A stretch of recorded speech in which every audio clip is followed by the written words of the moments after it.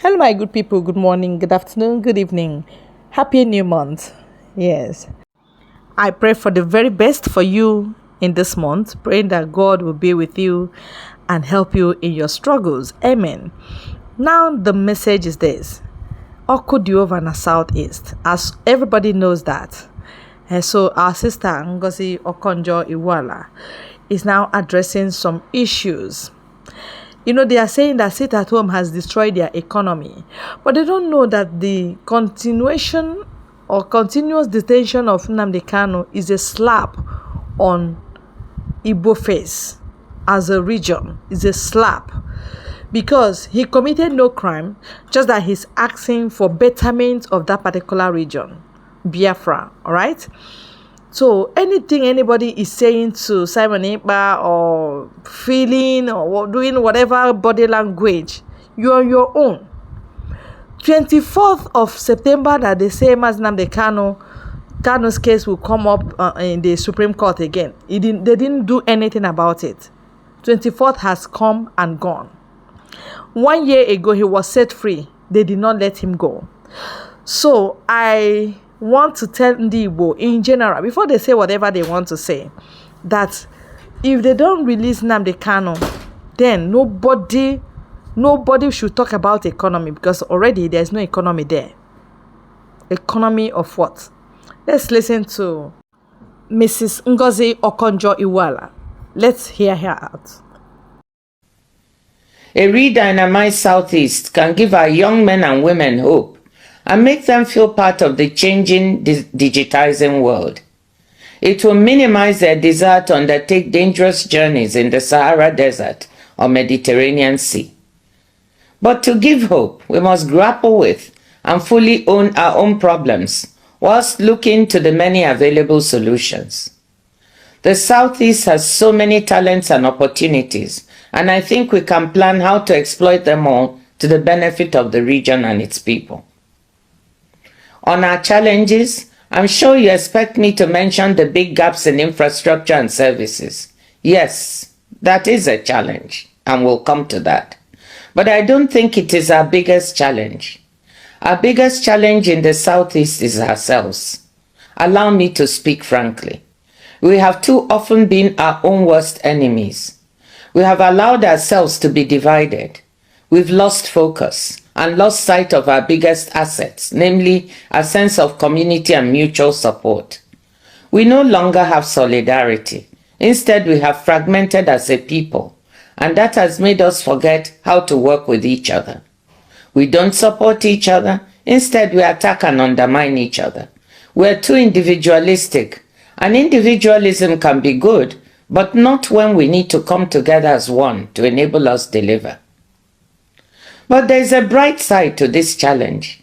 If our big problem is ourselves, it means that the solutions also lie in our hands. If we can build a sense of common purpose and cohesion, we can solve the other problems. To do this, we need to exercise joint leadership, and that is precisely why it is so important that you're taking this step today. Our other big challenge is security. This has arisen partly from our fragmentation. Insecurity in our region is sending the wrong signals about whether one can invest in the Southeast. I want to commend the governors on the recent progress on this front, including mobilizing the NSA and the federal government to assist. The lesson for us is clear. You cannot have development without security, and you cannot have security without development.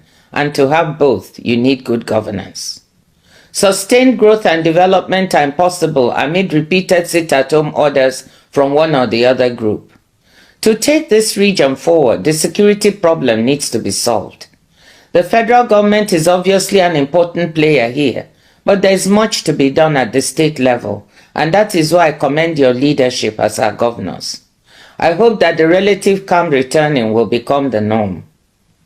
We also have to admit that the governance of our states can be stronger and deliver more. After all, we are Ndi Igbo, and we should hold ourselves to a higher standard that delivers more for our people. In that context, it is important to pay attention to our fiscal performance.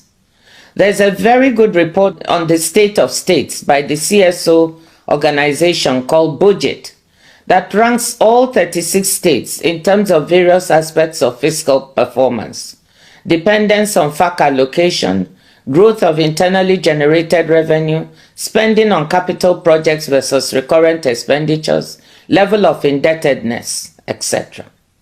The 2022 edition of the report shows that while our states are not doing too badly compared to others on many of these indicators, in fact, Ebonyi ranks consistently among the top 10 in all the indicators, whilst Anambra ranks among the top 10 in 3 of the indicators. But our states are not doing too well either. We need to do better on internally generated revenue.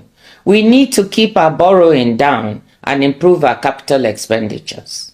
Governors, state legislators, and local government chairs must continuously ask themselves, are we using our FAC allocation wisely, transparently, and effectively? Can we generate more revenue internally, and how do we do it while still motivating our productive sectors and factors? Are we taking on too much debt? Are we even spending the amounts borrowed effectively? What can we do to improve our spending on capital projects?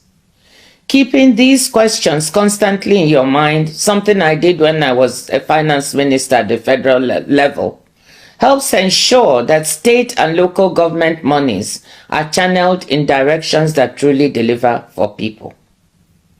We know that one of the biggest challenges that we have is infrastructure. We alluded to that earlier. Specifically, access to electricity and good roads are vital to future progress. People will say that is largely a federal government responsibility. And yes, to a great extent this is true. But there is much the states can do. We have federal roads and we have state roads. The federal government has privatized electricity generation and distribution, yet things have not really improved as much as we would like because of discontinuities in the system. But I see this privatization as an opportunity Southeasterners can seize to improve the situation in the region. One of our foremost citizens, Professor Barton Naji, has already shown what one man's ingenuity and drive can do.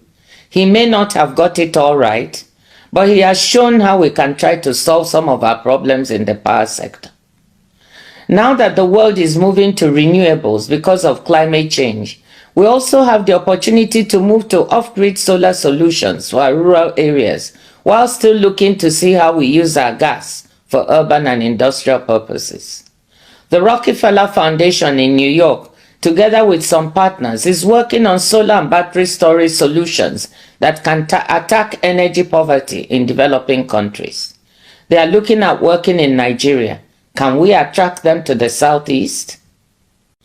Let me dwell on a few other opportunities we can seize to develop economic activity in the region.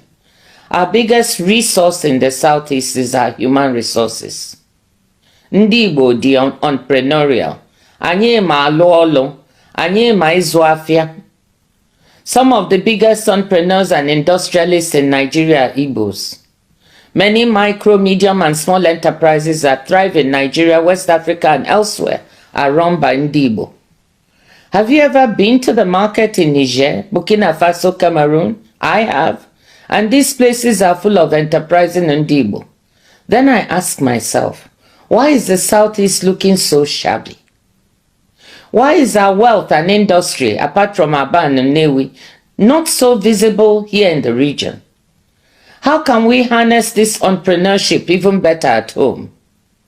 Beyond Innocent, our wonderful brother, and a few others, can we get the several billionaires we have to invest more in the Southeast so that we can create decent jobs for our young people right here? Can we get beyond our individual beautiful mansions in our villages to make our Ndị Igbo lovable and livable? How can we have an apprenticeship model that a scholar recently described as, quote, the largest business incubator platform in the world, with apprentices emerging with skills, experience, and also startup capital, close quote, and still see our young people desperate on the streets of Onitsha, Lagos, and every small and large city in between? I want to suggest right away that we convene a Southeast Investment Forum, not for people from outside the region or abroad, but for our own Igbo business people. In this forum, we should examine what is blocking greater investment in the Southeast region and what we can do to lift these blockages. Only after this should we do a Southeast Investment Forum where we can attract outside foreign investors. Let me use this occasion to also let you know that yes, there are investors that can be attracted. This is a very important moment in the world where investors abroad are seeking to diversify their supply chains due to the vulnerabilities they've seen as a result of the pandemic and the war in Ukraine and the ravages of climate change. Certain supply chains are being considered. Pharmaceuticals, for example, fertilizer, labor-intensive industries, and yes, technology. The question for us in the Southeast is, can we attract any of this supply chain diversification? Technology is where the world is moving to. Artificial intelligence is what the world is talking about now, and it is exploding.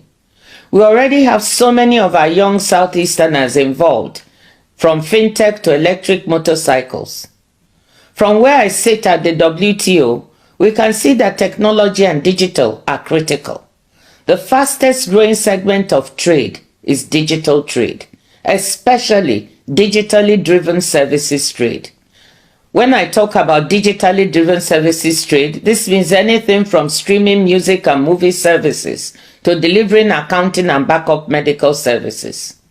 Digitally delivered services trade is growing at 8% per annum compared to 5.6% for goods trade. We have the human resources, the trained professionals to benefit from digitally delivered services trade. We also have the creative industries, film and music, centered in Onitsha and elsewhere, that can become part of this trade. What we need is to build a digital backbone in the state, either through cable or satellite, to provide the appropriate digital infrastructure. This kind of investment is better done at scale. So I hope, Excellencies, that you can get together to figure out who to approach and how the supportive policies can be implemented to attract this kind of digital infrastructure investment. Digital trade for micro, medium, and small enterprises, online education, health and accounting services can provide good jobs and incomes for our young people. Enugu is already becoming something of a hub for tech and digital in the region. I wonder whether we can build on this to develop our own Enugu Valley, as I know other Nigerian states are working on their version of Silicon Valley, California. Regarding pharmaceutical supply chains, the Federal Minister of Health, Dr. Mohammed Pate, is working on this to attract this supply chain to Nigeria. I suggest that as a region you approach him to see if you can work together to attract vaccines, therapeutics, or diagnostics manufacturing facilities here to the Southeast. Aba is already a manufacturing hub, along with Nnewi. What goes on in our area industrial market, despite the infrastructure and other challenges, never ceases to amaze me. They can label what they produce made in Italy, made in Korea, made in Japan, but the truth is, it's made in Aba. I know Governor Abia has his sights set on trying to improve what is happening and improve the environment for those working in Aba. Again, can we all work together to build up and build out both Aba and Nnewi as industrial hubs? But let me say there is no reason why factories can not also be located in Owerri and Abakaliki. Let me touch on another important resource we have that we can make better use of. That is the large Igbo diaspora. I was surprised when I took an informal poll of a gathering of people in my village, Umodisi, to see how many families had at least one member in the diaspora. Surprised to find that almost everybody put up their hands.